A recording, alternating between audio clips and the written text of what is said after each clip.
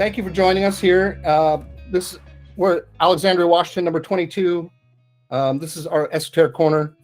I'm Brother Ron Kraft, the senior steward here, and this is our attempt to further Masonic education, not only to the brothers here in our lodge, but thanks to Zoom or Google, we can extend the education to our brothers everywhere.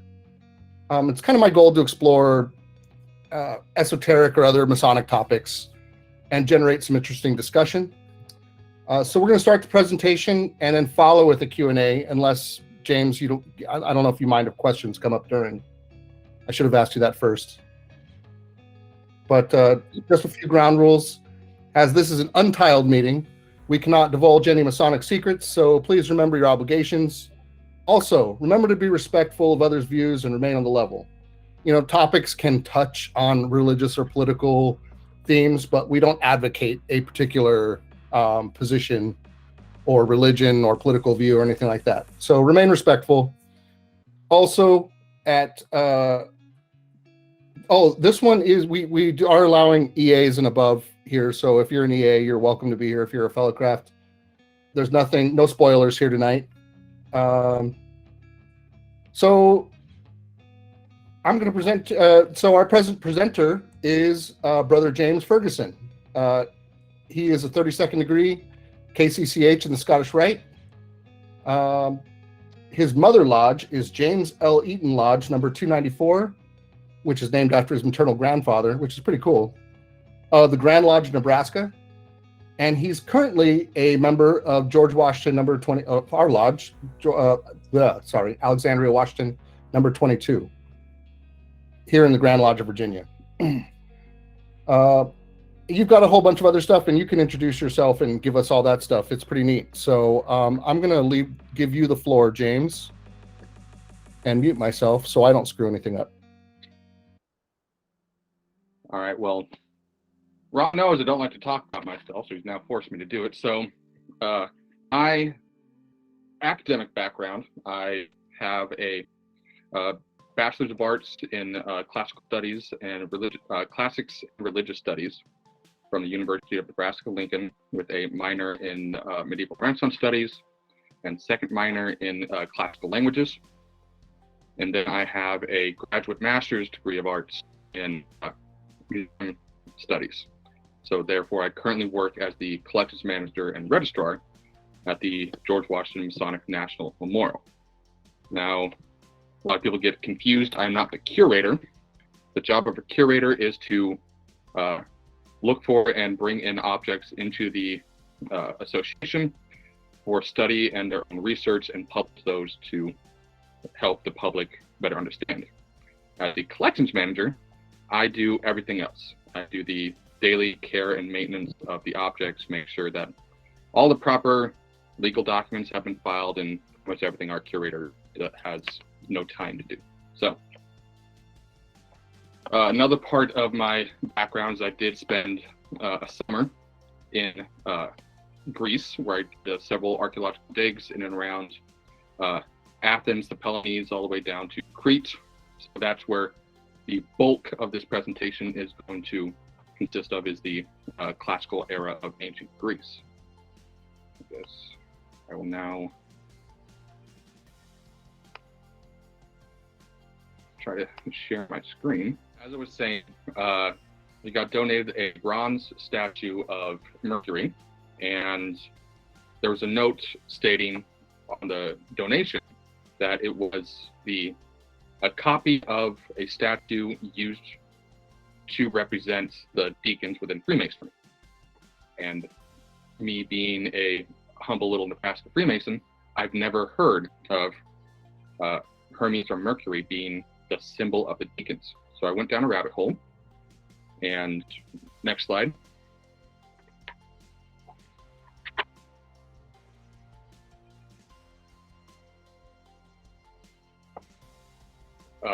You can probably just continue to the full page. I started finding evidence of other lodges, especially over in Europe, using Mercury symbol their deacons, not the square and compass that I am aware of. I also learned that another symbol of the deacons was a dove with a plant in either in its claws or its mouth. And you would think deacons, one of the things, at least within our rituals, we claim that the deacons are the messengers, the senior being the messenger of the worshipful master and the junior deacon being the messenger of the senior warden.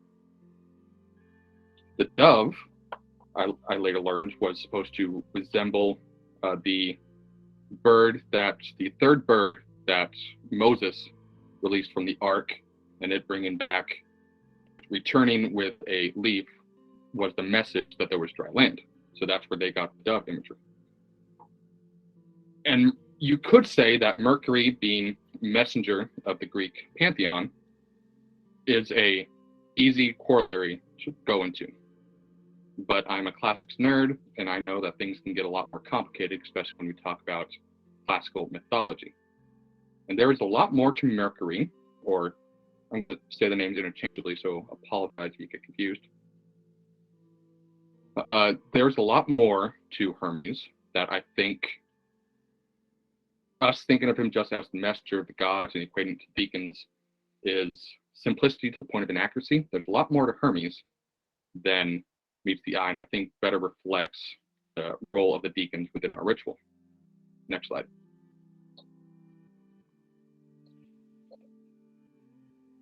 Now, I looked over several pieces of Masonic research, and you can see the Grand Lodge manuscript number 1, dated far before the Grand Lodge of England was ever formed, equates Hermes, or as the Romans would have known as Mercury, as a figure that they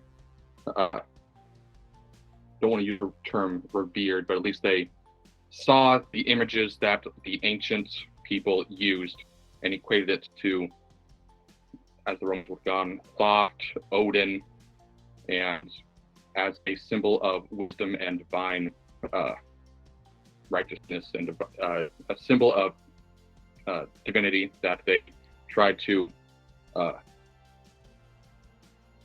inculcate and get some symbols and some more esoteric knowledge within their brethren. Next slide.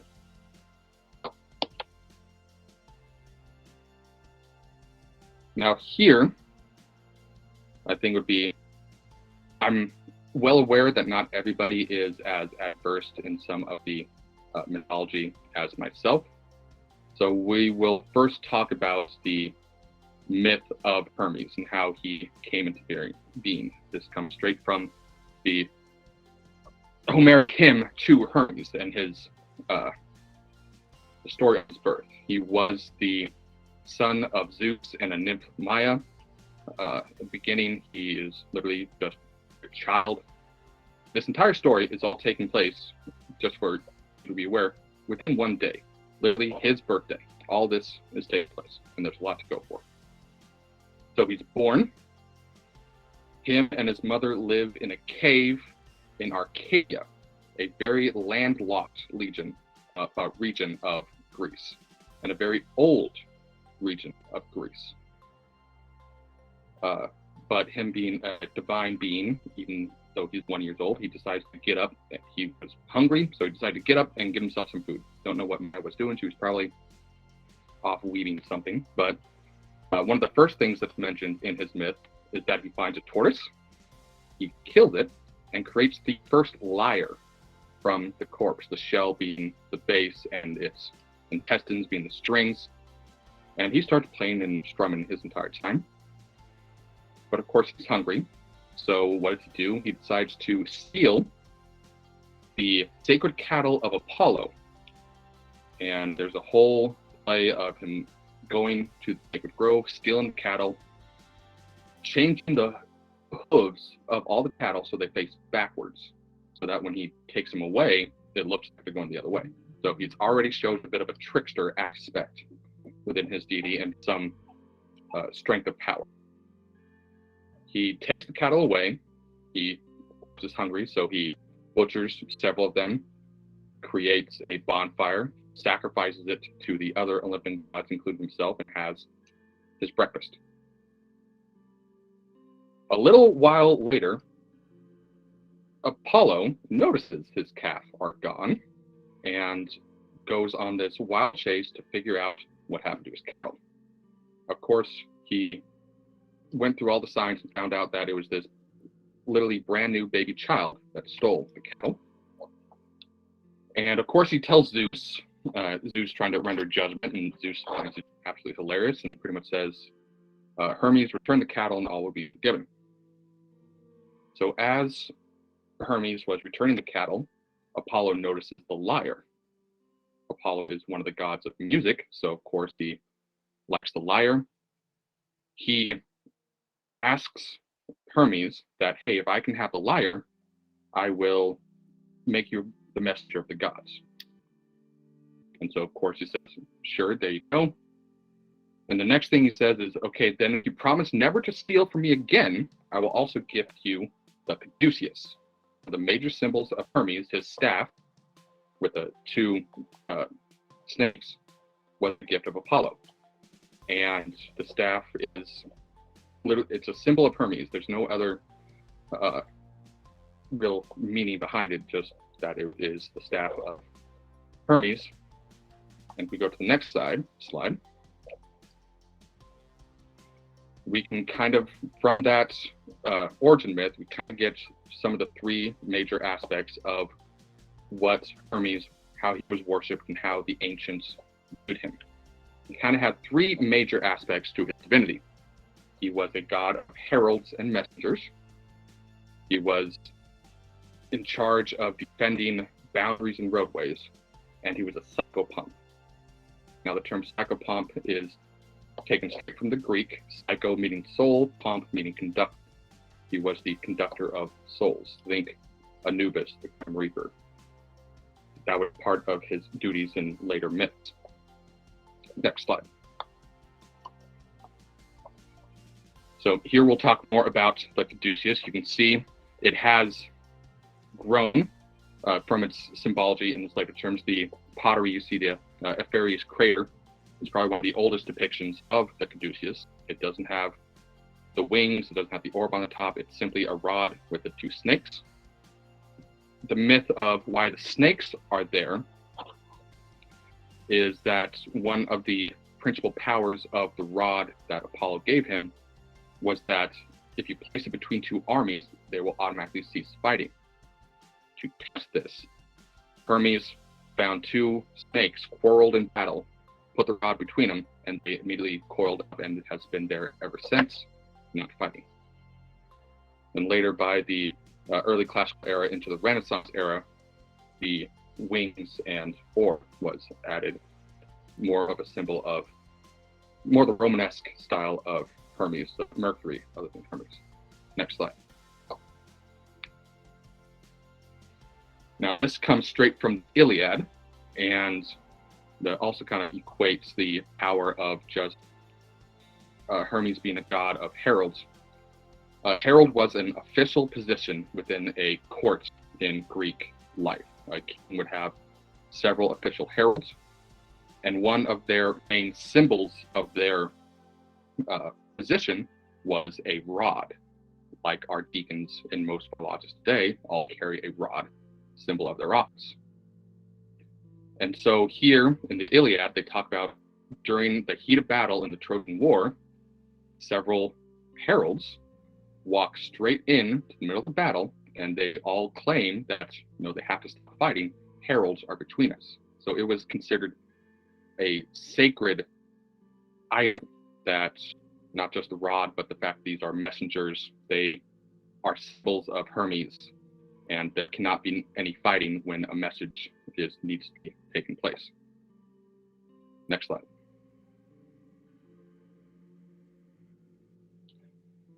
Now we're going to get into a little weird stuff as we move on to the roads and boundaries.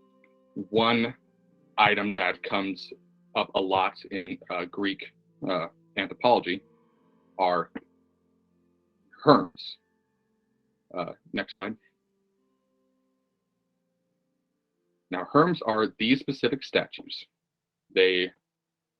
Most of them depict Hermes as the face, but as you can see by these examples, not all of them. They all depict the face of some important gentleman, and they all have phallus. That's kind of Don't know why they all had to have a phallus, but that was the main thing.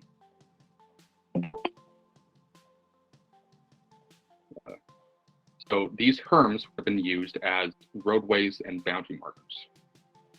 And the term Herm comes from the ancient Greek for literally just a pile of stones. Now, during the Mycenaean era, before what we know of as Greece, about 2 millennia earlier, we have evidence of these Herms being a sacred site to people. People, when they travel, they come to these pile of stones. They either add a stone to the pile, they would stop, they would pray. If you were wealthy, you take out some oil, pour it on the boundary markers. And throughout the millennia, the pile of stones turned into these lavish sculptures that we see today. And there's several historical, pretty much these Herms cause a very big historical event within the classic Greek age. Now, during the Peloponnesian War, that is the main war between the Spartans and the Athenians, a young politician and general known as Alcibiades was trying to start an expedition to the island of Sicily. Now, he went to the Democratic Assembly there. They all voted. They said, if Alcibiades, you're absolutely amazing and great, of course, go off to Sicily. Here's a whole bunch of ships. The day before they were going to set off, somebody, and we still know not who, went around the entire city of Athens and castrated every single Herm. Now, since most of these were considered sacred and representative of a god, that was a very bad omen. So they tried to stop the expedition almost entirely, but Alcibiades ended up going, and we'll just say that it didn't end well with Alcibiades. Next, that's a story for another day. Next slide, please. There you go. Now on to something that not many people realize, that Hermes was also considered a guide of the dead. You can see here just another Greco-Roman Greece pottery painting showing the winged helmet of Hermes guiding a soul that you can just barely see on the right hand of the screen, guiding a female soul to Chiron, the ferryman. And in several myths, he also led the suitors of Penelope after Odysseus killed them all. He led them to Hades.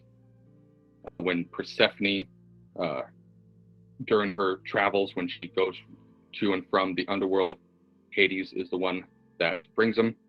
And several other myths, Hermes is one of few, or at the very least, or probably the only deity in the entire Greek world that actually goes from Olympus to Earth and to Hades. He's the only one that traverses all three of those planes. And it's here that I kind of get that light bulb in my head that not only are our deacons the messengers, but they are kind of the guardians and conductors through all of our rituals. When a candidate goes through our degrees and they transverse the world of the mundane into Freemasonry, they're all guided by the senior deacon. And even us brothers, when we enter the mundane world to a lodge meeting, who's the first one at the door? The junior deacon. Next slide. This is what scholars are debating right now within the mythical sphere. So everything that I just told you about Hermes, throw it out. Because there's evidence showing that Hermes really, when you dig deep into the history of the culture that would turn into what we know of as ancient Greece, there is no evidence of Hermes. When we talk about the Mycenaean people, the people that lived in the Greek Peloponnese before the Bronze Age collapse, that scholars still have no idea what happened. There's this huge bustling civilization of people. Think of where most of the Greek myths reside in the Mycenaean age. So the Iliad, the Theseus going down to Crete to face the Minotaur, all that is taking place in the Mycenaean age, but codified during the classical age of Greece. Sometime in between there was a slew of historical events that completely destroyed the people there. All senses of writing disappeared.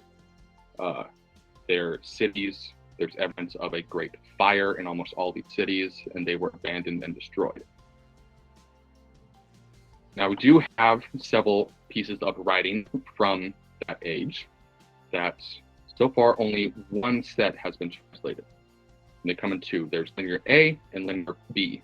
So if you want to do your own research, go ahead, but only linear B has been translated. And through all that, we do find evidence of several figures. It's mostly receipts of things. No, so-and-so owes 3 grains of barley, but we do have evidence of Demeter, Persephone, Poseidon, but there's nothing of Hermes. And even if you look at the Greek gods' names are very important with the Greek deities. But Hermes' name is not a name. It's literally just a pile of stone that they put into a noun. So the current evidence is that Hermes is not Hermes. He is an offshoot of the god Pan, a much older deity, a much stranger deity.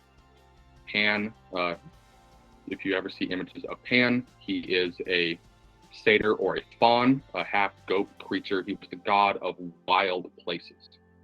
His birth is also in Arcadia, a very landlocked, very forested area, a lot of wild places. It is believed that the Herms were first a worship of the god Pan.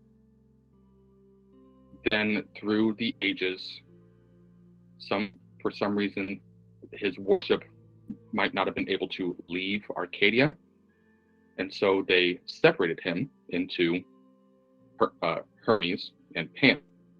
Another piece of evidence we have is the Greek deities are known to have a lot of epithets that denote in what capacity they're being worshipped.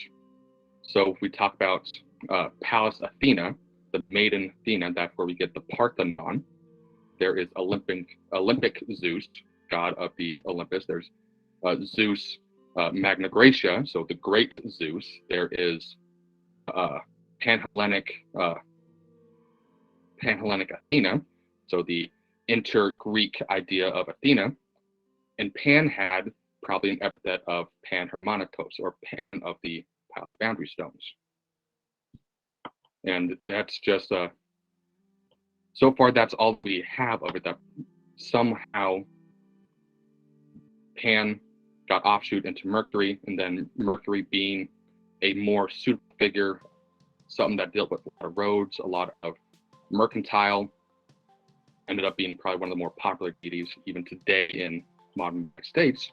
You can barely look anywhere without seeing some image of Hermes, being the Goodyear blimp, the Firestone tires. All of them have images of Hermes. And there's even so kind of an equation when the Romans took over. Mercury is also not a name. It's literally the Latin term for merchant. And so they probably saw Hermes more as merchant, equating to traveling that merchants did back and forth between cities. Hermes was also probably one of the more popular gods that when Rome took over other places, they started equating their gods to others. So when they took over the Germanic era, Hermes somehow got equated with Odin.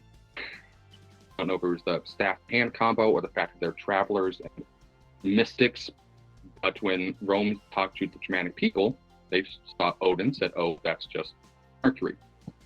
When they went to the Egyptians, they equated it with Thoth. And that equation consequently added to the Hermes Trismegistus, if no one ever heard of Hermetic philosophies and mysticism. That was started by a either a gentleman known as Hermes Trismegistus, which Trismegistus just means thrice illuminated, so another Masonic thing for anybody in the cryptic degrees. And then there was a whole philosophy around it, and Hermetic philosophy, especially those of the writings of Trismegistus, heavily influenced early Freemasonry, especially within the my research into the Yorkite bodies. And so far, that's all that at least I know of Hermes. And I think it's a pretty interesting connection to our fraternity, especially in the Deacons, that everyone knows about the Worshipful Master and the Wardens. No one talks about the Deacons all that much, in my opinion.